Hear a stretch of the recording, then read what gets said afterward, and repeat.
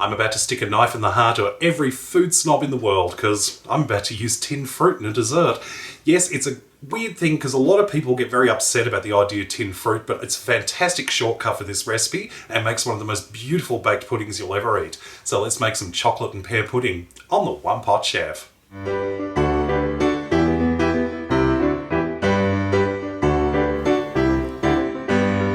First things first, I've got a large baking dish which I've just lightly greased, and I'm going to put canned pears or tinned pears into the base here. Now, I'm using two 800 gram cans of pears, and I like to use canned fruit because it's already peeled, it's already chopped, it's already cored, and best of all, because of the canning process, they're already partially cooked, so you don't have to worry about the pears not being cooked properly. You don't have to poach them or anything first. You can just drain them off and put them straight into the dish.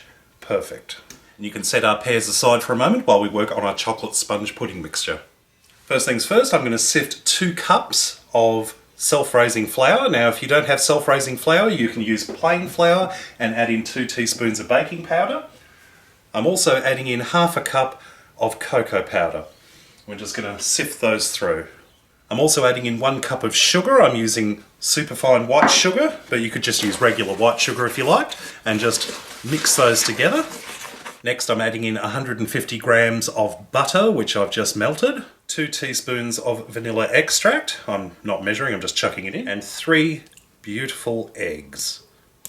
Now, it sounds like a lot of eggs, but I want this to be nice and moist. I don't want just a normal cake. I want it to be a pudding, so it will be nice and spongy and moist. Beautiful. I'm also going to add in half a cup of milk, about 125 millilitres, and just mix that in until we get this really beautiful smooth batter. Beautiful. Excellent. I think we're just about ready to assemble this. And the best way of doing this is just to simply spoon this mixture over the pears. Don't worry if it doesn't completely cover everything, because it will smooth out as it bakes, and even if there's a little bit of fruit poking through, it doesn't matter. And our chocolate and pear pudding is ready to go into the oven. Preheated oven at 180 degrees Celsius for about 25 minutes, or until the chocolate mixture on top is puffed up and spongy and gorgeous. And our chocolate and pear pudding is fresh out of the oven, looking absolutely gorgeous. As you can see, it's nice and spongy on top. Beautiful. We'll allow this to cool for about 10 minutes or so, and then we'll be ready to serve. Beautiful pudding there, and I'm just going to put a little bit of whipped cream on the side there. Beautiful. Let's have a taste. Beautiful pear. Yum. Get some of that cake there as well. A bit of the sauce, a little bit of cream. Yum.